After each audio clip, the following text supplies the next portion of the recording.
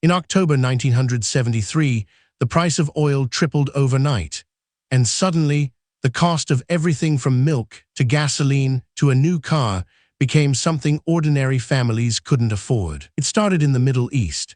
Egypt and Syria launched a military attack on Israel, and in retaliation, the Organization of the Petroleum Exporting Countries, OPEC, decided to embargo oil shipments to countries that supported Israel. The United States was one of them. Within weeks, American gas lines wrapped around city blocks.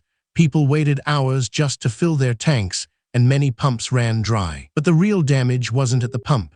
Oil didn't just fuel cars, it fueled everything.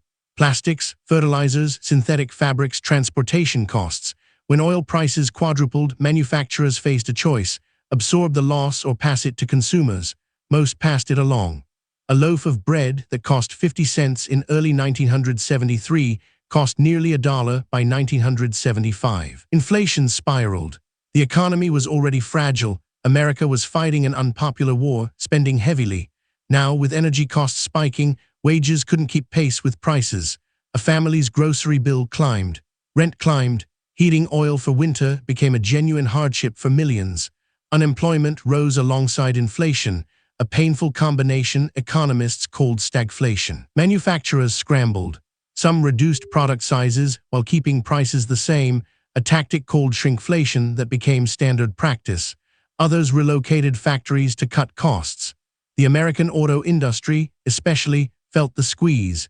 Gas-guzzling cars suddenly seemed reckless.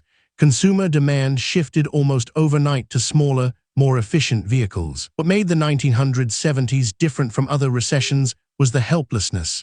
The embargo lasted until 1974, but oil remained expensive for years. Americans couldn't simply wait it out. They had to fundamentally change how they lived, where they worked, what they bought, how they heated their homes. The crisis exposed how fragile the entire consumer economy actually was. By the early 1980s, high interest rates and painful economic policies finally broke the back of inflation. Prices stabilized, but the damage to American confidence was lasting. An entire generation learned that stability isn't guaranteed, that something as distant as Middle Eastern politics could reach into your wallet and change what you could afford to buy. The 1970s oil crisis is a textbook example of how supply shocks ripple through an entire economy. It shows why prices aren't just about what companies want to charge. They're shaped by forces far beyond a store shelf. Understanding this history helps explain why inflation and energy costs remain such urgent topics in conversations about affordability today. This video is for educational and informational purposes only and is not financial advice. Always do your own research. If you're curious about what shaped the prices you pay today, subscribe. We explore the hidden economic forces behind everyday costs every week. This video is for educational and informational purposes only and is not financial advice. Always do your own research.